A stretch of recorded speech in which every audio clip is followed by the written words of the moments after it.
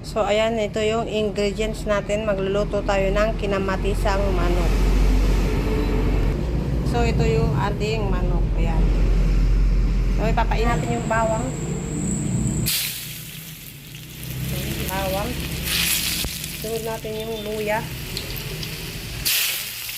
Luya na may kamatis. Saka sibuyas. Ayan.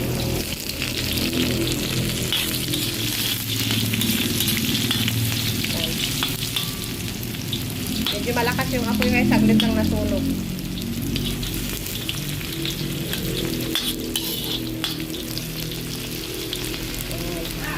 Ngayon dyan, lagay natin yung manok.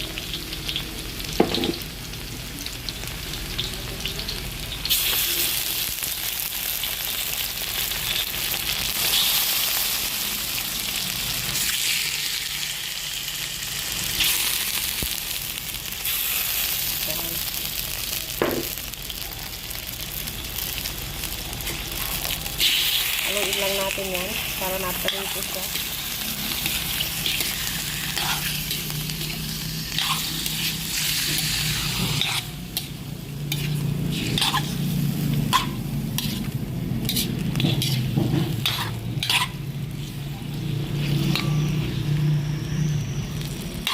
Hayaan lang natin siyang kumulo.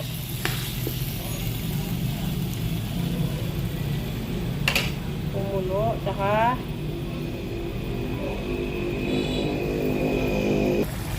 yan, kumukulo. Ayan, hayaan lang natin siyang kumulo.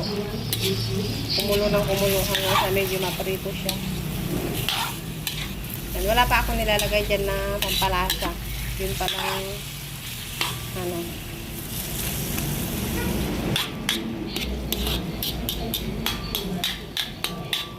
So, lagyan natin ng konting patis. Ayan, patis.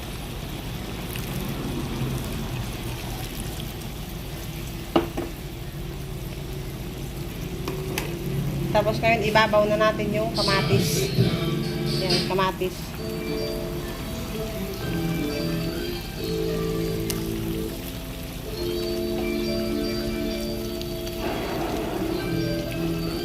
Yan. Then, takpan natin.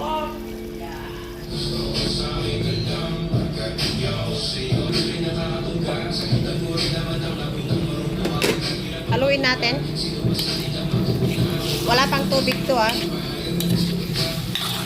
Yan pa lang yung katas niya.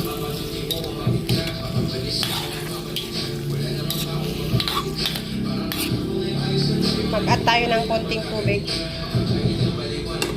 Mag-add tayo ng konting tubig.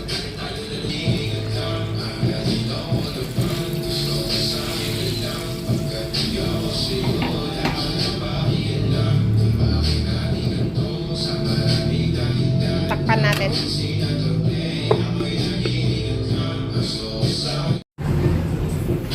Oh.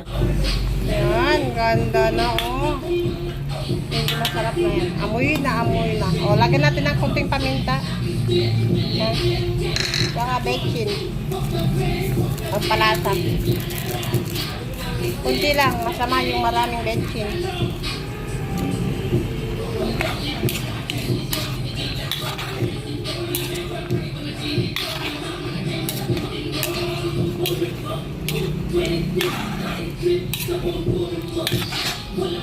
Ayan. Pakuluin lang natin hanggang sa malusaw yung kanyang kamatis.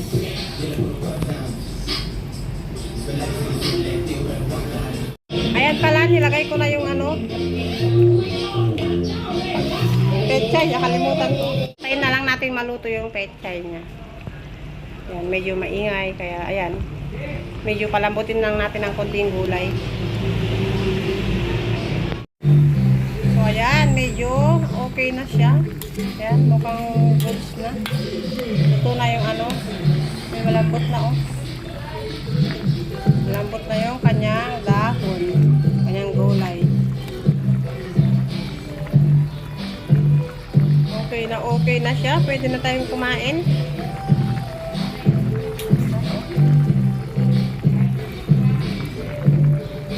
ang ating kinamatisang